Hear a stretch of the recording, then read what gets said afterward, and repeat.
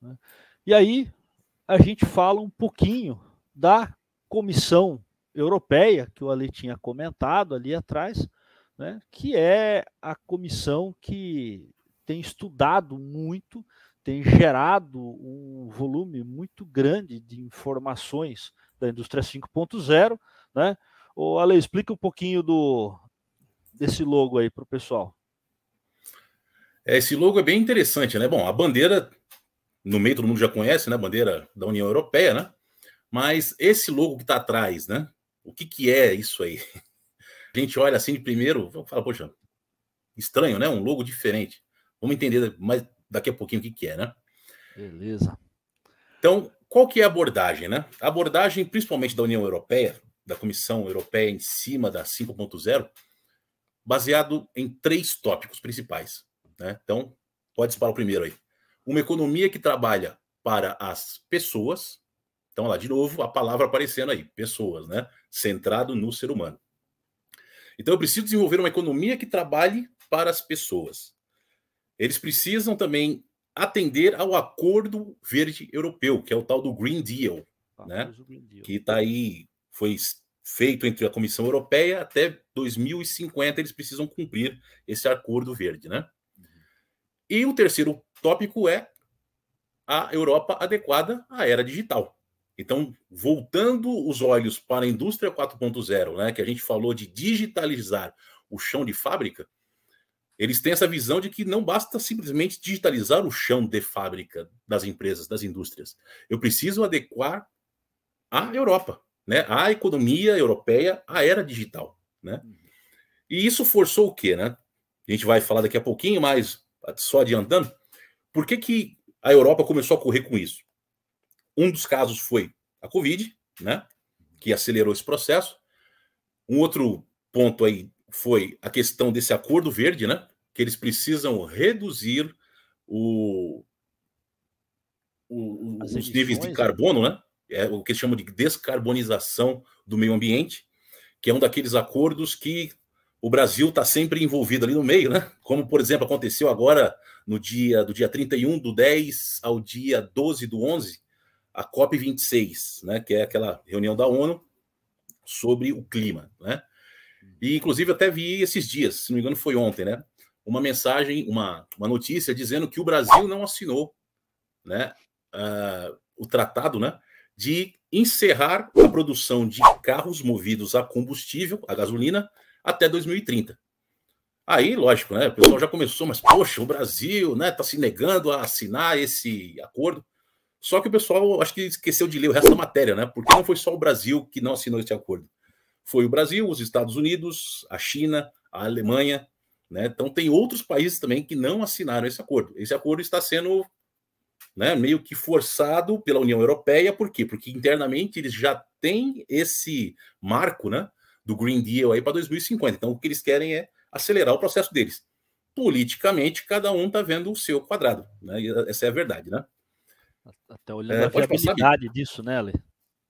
Exato. É isso aí. E aí eles criaram, né, uma comissão, que é o que a gente vai falar daqui a pouquinho, que é uma comissão justamente para estudar quais que são as atividades que necessitam ser feitas, o que é que a Europa precisa mudar para entrar logo na era digital. Então, é por isso que eles estão apressando, porque existem políticas europeias que dependem da indústria 5.0 caminhar, né? Então, você acaba reparando que não é somente uma questão de tecnologia, é uma questão que acaba sendo político-social também, né? Exatamente, exatamente. E aí a gente falou do logotipo lá da Comissão Europeia, tá aí o logo, né, Ale?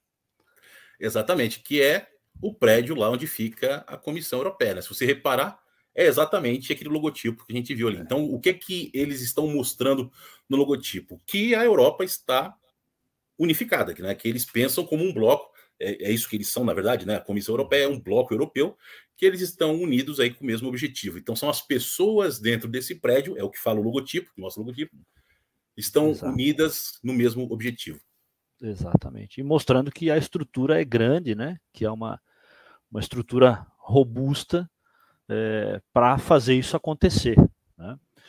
Inclusive gerando documentos, eles têm apoio jurídico, tem uma série de questões bem complexas sendo tratadas aí, né, por essa comissão. E aí, como a União Europeia está fazendo isso acontecer, né, gente? Como que a União Europeia está trabalhando para isso? Então, tem alguns exemplos aqui, né, que a gente traz para demonstrar o vínculo que eles têm entre uma transição industrial, né, e os desenvolvimentos sociais. Então, o primeiro ponto, eles têm especialistas de organizações ali, né, um time grande de especialistas que eles chamam de alto nível, tá, trabalhando com pesquisa e desenvolvimento, pesquisa em tecnologia, tá, e aí tem do outro lado agências de financiamento, tá, que discutiram todos esses conceitos ali durante workshops virtuais, né, ali entre 2 e 9 de julho de 2020, e aí eles chegaram nesse grupo, que eles chamaram de ESIR, né, Economic and Societal Impact of Research, que é um grupo que eles chamam isso, ó, peritos de alto nível, tá? Então são pessoas, cientistas, mestres, doutores, tá? Pessoas de nome forte na ciência, junto com universidades, laboratórios, tá? E aí eles desenvolveram, né, um relatório político sobre a indústria 5.0. Mas o que seria um relatório político?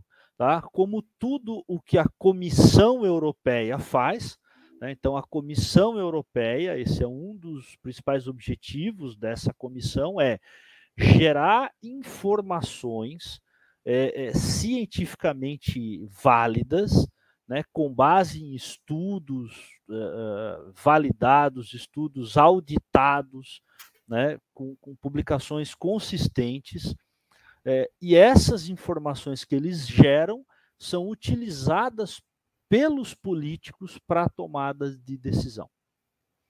Tá? Então, o bloco econômico, né, a União Europeia, o governo, ele vai tomar, a ideia é que ele tome decisões baseadas, né, em relatórios válidos cientificamente, tá? Principalmente, né, com relação aos conceitos da indústria 5.0.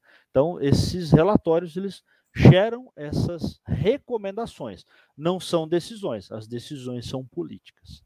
Tá? Mas isso ajuda principalmente aí a gerar, né, priorizações, né, prioridades mais consistentes. Tá? E aí tem um pouco dessa estratégia industrial que o Ale comentou. Tá? Aí o Ale pode falar um pouquinho melhor para nós isso aí. É que aqui é justamente o histórico, né, de como é que a Covid acabou acelerando isso que eles já vinham conversando há algum tempo, né? Então, tá aí, até para a gente comentar um pouquinho, né? No dia 10 de março de 2020, foi o lançamento desse plano, né? De fazer uma indústria europeia com uma economia verde, né? Voltada para o Green Deal e voltada também para o digital, né? Então fizeram esse evento, né? Teve o lançamento, foram mostrados ali quais que eram os objetivos, aonde que eles queriam chegar. E exatamente um dia depois dessa apresentação, o que aconteceu? A OMS falou, ó, temos uma pandemia mundial. Pandemia anunciada. E aí foi que virou a correria, né? Porque o que era planejado para fazer em alguns anos acabou tendo que encurtar esse planejamento para que algumas das coisas já fossem feitas o ano passado, 2020, né? Então, coisas que eram, por exemplo, vamos fazer com mais parcimônia ao longo de 2021, 2022, a gente vai ver mais para frente que já o ano passado aconteceu, tá? Exatamente. E o foco deles, principal, qual que foi? As PME, né? As pequenas e médias empresas, incluindo também, claro, as startups. Por quê? Porque eles têm essa consciência, né? Como a gente falou agora há pouco. As grandes, é meio que natural, as grandes empresas, elas migrarem para a indústria 5.0. Por quê? Porque tem bala na agulha, né? Falando o português popular. Eles têm investimento para fazer essa evolução. Mas e as pequenas empresas? Quem é que vai ajudar essas pequenas, as médias empresas, as startups, a entrar na 4.0, na digitalização 4.0 e poder futuramente, né, num curto espaço de tempo, poder estar na 5.0 também. Então, Exatamente. a preocupação da comunidade europeia é essa, que essas pequenas empresas elas estejam inseridas, porque são elas que geram uma boa parte dos empregos, né? Isso Exato. acontece aqui no Brasil também. Se a gente for ver a quantidade de empregos que é gerado pelas pequenas e médias empresas, é gigantesca, né? São 52% dos empregos, né? 52% dos empregos no Brasil são gerados pelas micro e pequenas empresas. Ainda nem estamos falando das médias. Se incluir as médias, tem alguns dados, né, mas isso passa dos 70%, 80%, aí depende um pouquinho do conceito de média e tal. Né? Mas só das micro e pequenas empresas, é um dado levantado pelo Sebrae, né, já são 52% dos empregos. Então, a gente se preocupa muitas vezes com as empresas grandes, né? Ações de governos, muitas vezes priorizam ali o salvamento de empresas grandes, porque quando quebra uma empresa grande, aí são muitos empregos de uma vez, a mídia, né, talvez tenha uma atenção maior, né, mas quando a gente pensa nas micro e pequenas, que são mais vulneráveis, né, o volume de empregos que se perde é muito maior. E aí a União Europeia e a Comissão Europeia, né, estão, como a Lei comentou, de olho nisso. Né? Então, um dos pontos é isso que está aqui embaixo. Né? Aumento da resiliência, que a gente falou lá atrás, né? Combate aos atrasos nos pagamentos e apoio à solvência. Quer dizer, para que a empresa, né, não quebre, para que a empresa consiga receber também o que ela tem para receber, né, consiga pagar o que ela tem para pagar, né, e saia mais forte da crise. Né? E aí Isso, a gente entra... e olhando, Abílio, para o nosso quintal mesmo aqui, né, para o Brasil, se a gente analisar quantas empresas grandes passaram por problemas o ano passado, né, que foi o ápice da crise, né, e elas acabaram se ajustando, né, e estão aí firme e forte, conseguiram passar pela essa crise. E aí vem a pergunta, quantas micro e pequenas empresas quebraram o ano passado? Foi um volume enorme. Justamente por falta de políticas e incentivo que esses profissionais, né, esses empresários pudessem permanecer com as portas abertas e manter o emprego dos funcionários, né? Então, realmente é uma coisa aí que eles têm essa preocupação e nós deveríamos aqui no Brasil também já começar a nos preocuparmos com isso, porque nós vimos isso acontecer aqui na prática, né? A quebra das pequenas e microempresas, né? Exatamente, exatamente. Né? E aí, o que a União Europeia deixou ali documentado, né, de lições aprendidas com a crise da Covid? Isso também é um conjunto de documentos bastante interessante, né, que a crise da Covid ela afetou muito a economia, tá? E esse impacto ele varia, né, entre esses ecossistemas e tamanho de empresa, como a gente comentou.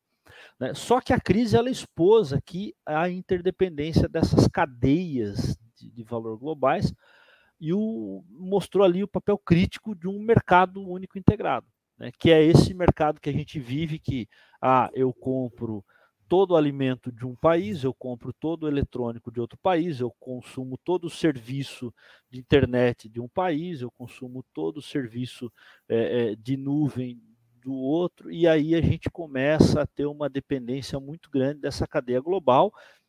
Isso ficou muito evidente, né, com o fechamento ali de mercados por algum momento em função da própria Covid, depois, né, da Covid, né, o problema lá do canal de Suez.